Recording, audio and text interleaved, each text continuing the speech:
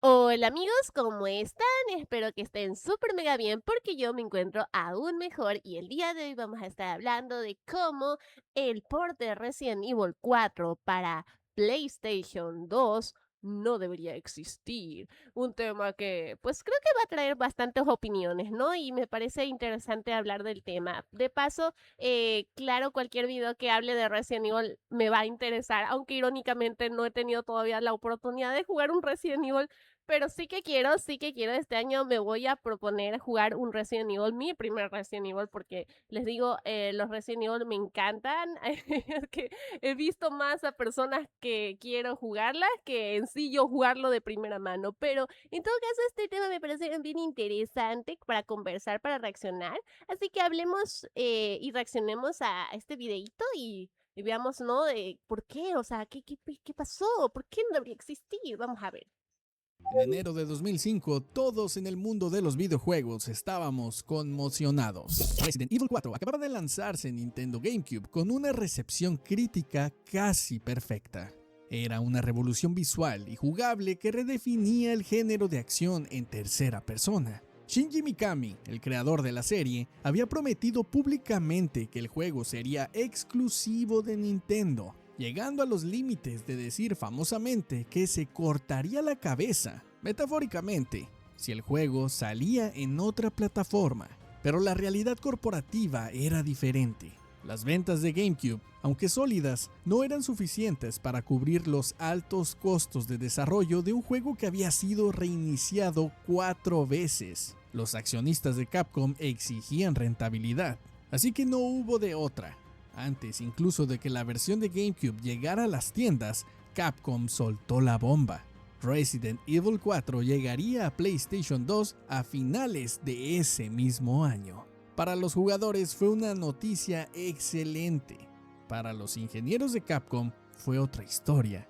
Tenían menos de un año para hacer un port de un juego que exprimía al máximo el hardware de GameCube, una consola con capacidades gráficas superiores en texturizado e iluminación a la PlayStation 2. Una máquina de 5 años de antigüedad con una arquitectura notoriamente difícil y cuellos de botella severos en la memoria de video. Esta no es la historia de un simple copiar y pegar, es la historia de una reconstrucción al máximo.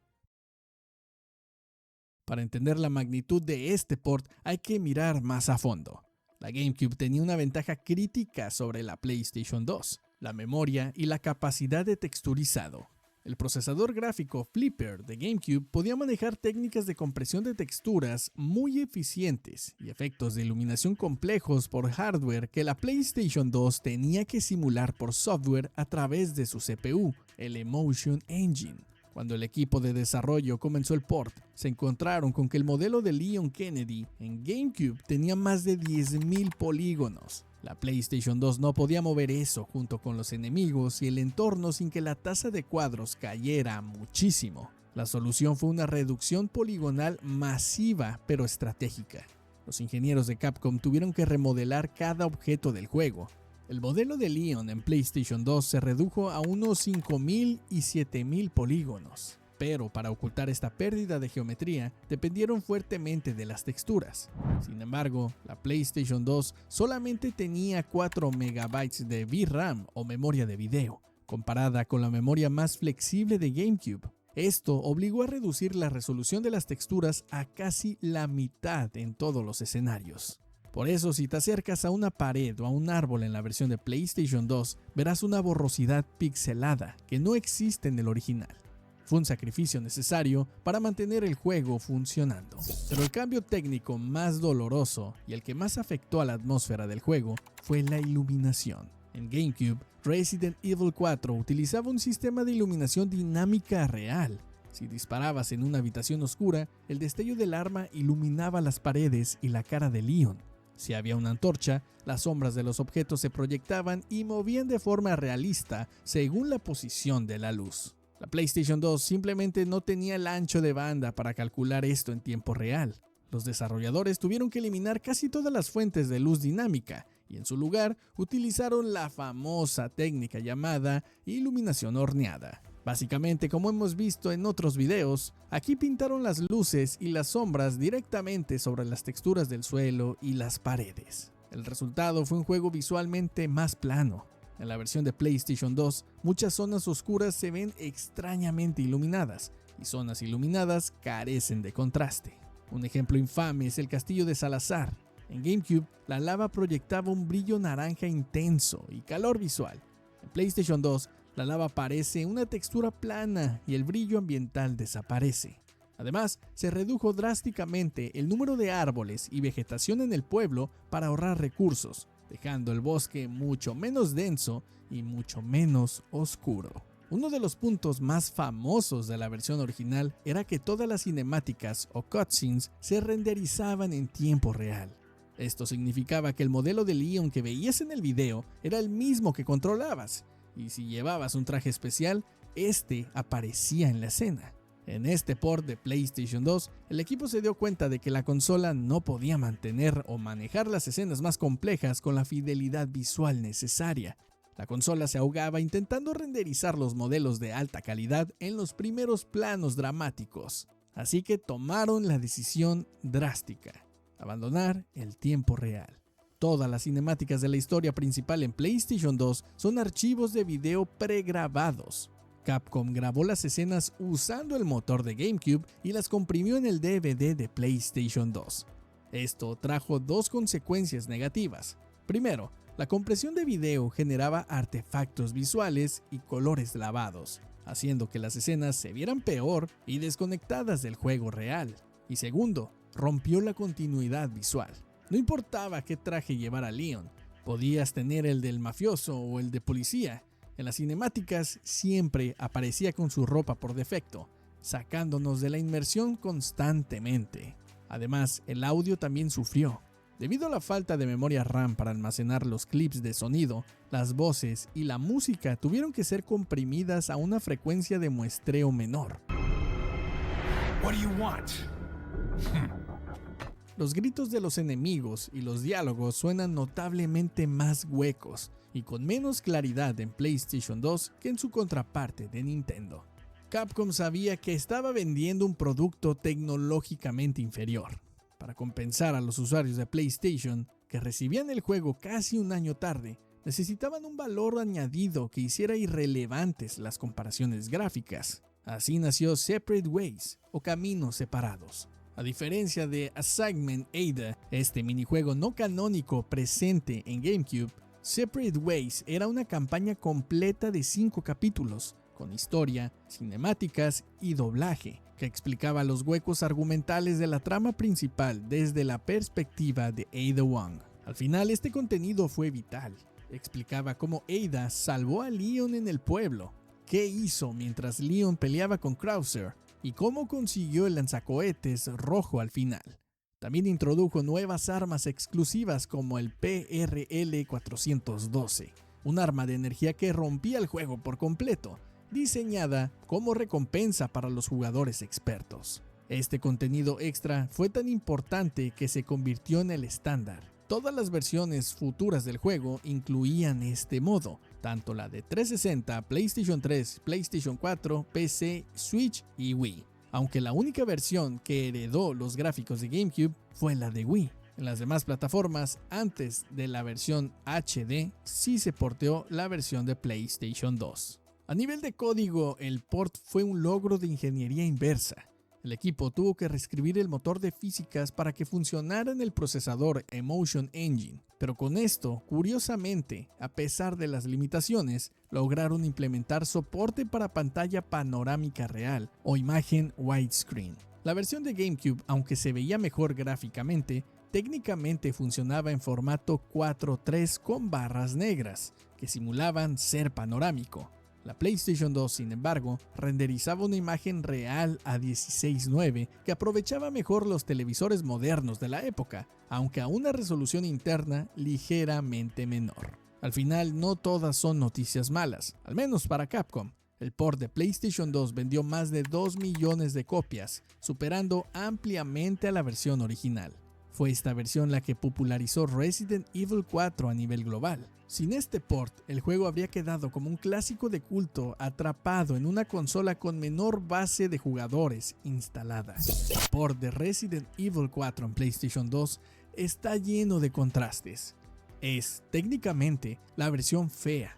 Tiene menos polígonos, peor iluminación, peor sonido y videos comprimidos. Sin embargo, es la versión más importante históricamente. Capcom demostró que la jugabilidad y el diseño artístico son superiores a la fuerza bruta tecnológica. Los jugadores de PlayStation 2 no notaron la falta de polígonos porque la jugabilidad seguía siendo perfecta. La dinámica de disparar a la rodilla y hacer una patada funcionaba igual de bien a 30 cuadros por segundo con texturas borrosas. Este port nos enseñó que un gran juego sigue siendo un gran juego, incluso cuando se le quita su brillo superficial. Fue el sacrificio de la perfección técnica en el altar de la accesibilidad masiva, y gracias a eso, la leyenda de Leon S. Kennedy pudo llegar a todo el mundo. Espero que te haya gustado este video y si es así regálanos un like y suscríbete. Qué buen video, amigos. Qué excelente momento histórico en la historia de los videojuegos.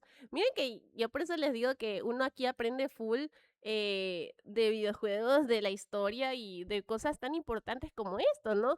Genuinamente me sorprende mucho cómo la ingeniería inversa, cómo literal el de pronto aparentemente agarrar algo tan perfecto y hermoso y hacerlo un poquito menos de calidad, un poquito menos brillante, un poquito menos perfecto, le dio todo ese poder, todo ese nivel de audiencia, ¿no? Pues al final del día a eso va igual también los videojuegos, el alcanzar una buena cantidad de personas que lo jueguen, una buena cantidad de comunidad. Me gustaría igual en otro de pronto video hablar más de la GameCube porque se me hace súper triste que a lo mejor en ese momento no tuvo ese alcance o al menos específicamente con el Resident Evil, siendo que chuta, era pues bastante eficiente para su época. Sin embargo, me parece muy cool el hecho de que a pesar de que de pronto parecía un sacrilegio lo que le hicieron al Resident Evil, terminó siendo un impulso tan increíble. O sea, nos hace ver cómo literal, no todo es la belleza está en la portada, sino en su interior. En este caso, la belleza no está en la iluminación, en los gráficos, sino en la jugabilidad y en la programación de la misma. Yo creo que es una lección, a ver, igual está bastante chévere, ¿no? Nos hace dar cuenta que al final, como lo dijo el chico, un juego, si es bueno y puedes jugarlo a cualquier de pronto calidad o gráficos posibles, pero es bueno y tú lo vas a seguir jugando. Y creo que también es el caso de incluso personas, por ejemplo, que les digo, que no pueden, de pronto no tienen computadora y juegan en celular o así, y obviamente no es la misma calidad, no es los mismos FPS, pero los juegos cuando te llaman y no importa dónde los juegues, lo importante es qué tanto lo quieres jugar. Entonces, ciertos sacrificios se entienden que valen la pena a la hora de pronto de vivir esa experiencia, ya sea de menor calidad. Pero me gusta, o sea, yo creo que hasta me impulsa más a querer jugar un Resident Evil, en específico el 4, que de hecho lo tengo. Así que es una buena motivación. Me siento muy motivada aquí, muy cool, muy contenta. Separate Ways, por ejemplo, me recuerdo haber también visto un poquito de gameplay del mismo y también me llama mucho la atención de poder jugarlo. Les digo, me gusta mucho los Resident Evil. Yo sé, es irónico, pero creo que me pasa lo mismo que con juegos como Life is Strange y juegos así que a lo mejor yo veía así mismo gameplays. Bueno, en este caso eran gameplays en YouTube. Y yo decía, ay, qué ganas de jugarlo, hasta la fecha lo juego, maldita sea. Pero siento que ya teniendo computadora y ya teniendo de pronto mejores gráficos, incluso sabrán bien, pues, ¿no? Que salió luego la versión más chida todavía. Pero en todo caso, sea como sea que lo llegue a jugar, lo quiero jugar. Y quiero tener esa experiencia, ¿no? Y quiero vivir la historia, quiero ser Leon F. Kennedy, quiero tener los huevos, ¿no? Mentira, quiero tener esa experiencia, ¿no? Del modo de juego. Al final del día me parece muy bonito e importante y una lección, como les digo, de vida fuera de la broma y eso, siento que está muy, muy, muy bueno este juego, ¿no? O sea, ofrece igual una historia bastante interesante y aunque, eh, por así decirlo, sufrió un poquito, también se me hace muy interesante cómo las consolas, o sea, si nos ponemos a ver la evolución de las consolas y cómo en ese entonces, pues eso era el top de gráficos, el top de tecnología. Entonces es curioso, ¿saben por qué? Porque hoy en día uno se mata, chucha, comprándote la tarjeta gráfica más poderosa para ver los juegos lo mejor y más HD posible. Y, o sea, si nos ponemos a ver que literal, la gente antes no veía eso, la gente lo que veía es jugar. O sea, siento que también uno se mata queriendo tener todo perfectito, así, en la mejor esta, y te pierdes de la principal idea, que es jugar, y ya. O sea, o sea, y no tanto uno también, porque realmente también son las mismas empresas de videojuegos que cada vez te lo ponen más difícil el jugar un juego porque no tienes los componentes suficientes para que te corra para empezar.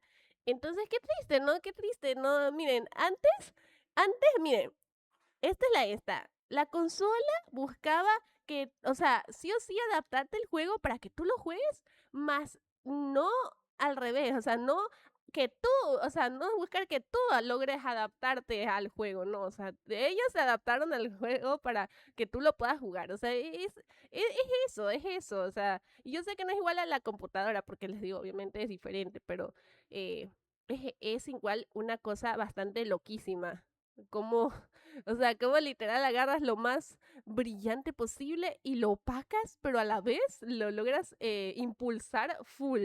Claro, a ver, es que la PlayStation 2, obviamente, siendo una consola que también muy importante en la historia, normal que obviamente haya tenido más acceso y más esto. Justamente hablando en otro video de cómo literal Nintendo lo que buscaba más que nada era que no le copien, o sea, que no le copien los discos, entonces buscaba hacer formatos específicos de los discos. Creo que también por de ahí iba la mano con el tema de GameCube, que buscaba obviamente que no haya esta piratería, ¿no? En cambio PlayStation 2, huevos, o sea, lo hicieron como lo hicieron y pues obviamente tal vez eso, a pesar de no ser algo necesariamente que le haga ganar más dinero, a la vez igual la gente se optaba por tener una PlayStation 2, así sea que solo te compras la consola y luego eran puros juegos piratas, pero por lo menos eso, ¿no? Entonces, ahí vemos hay una situación interesante, ¿no? O sea, creo que ahí ya nos responde un poquito el por qué, ¿no? El por qué sacrificaron, como quien dice, la perfección por lo accesible, ¿no? Porque Nintendo siempre ha sido así y sigue siendo así. Y lo hemos hablado mucho aquí, de hecho.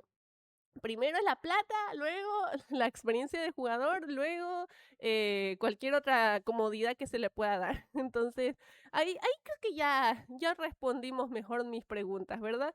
Sí, yo creo que igual eso es lo importante, ¿no? De crecer, de aprender, ¿no? De conocer y de ver que no te vean la cara. Entonces, punto para PlayStation, no para Nintendo.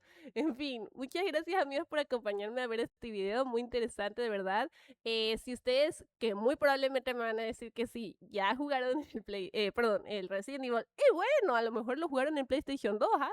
Que eso me parecería muy interesante de hablar, ¿no? Pero muy probablemente tal vez lo jugaron en computadora, no sé. En donde lo hayan jugado yo quiero saber. Ustedes simplemente coméntenme, cuéntenme, échenme el chisme, ¿no? ¿Cómo han sido sus experiencias con los Resident Evil en específico? Si los han jugado más en Play, si los han jugado en Xbox, yo qué sé. Quiero saber, quiero conocer su experiencia y qué me recomiendan incluso a la hora de pronto yo jugar uno en mi computadora. Así que quiero que me aconsejen, quiero que me llenen aquí de comentarios, háblenme ahí de su amor por Leon F. Kennedy, lo que quieran. Yo estaré muy, muy feliz de leerlos, de verdad. Y por supuesto, compartan este video con todos sus amigos. No olviden darle su likecito y por supuesto suscribirse, que es tan importante que te suscribas. Suscríbete, amigos, suscríbete, que eso me ayuda full a crecer, amigos, y a seguir compartiendo estas reacciones. Recuerden que igualmente los videos originales de los que reaccionamos, vamos a dejar los links siempre en la descripción con sus respectivos créditos a los diferentes creadores, ¿no? En todo caso, muchas gracias y nos vemos muy pronto. Y coméntame qué tanto te gusta el Leon F. Kennedy. Adiós.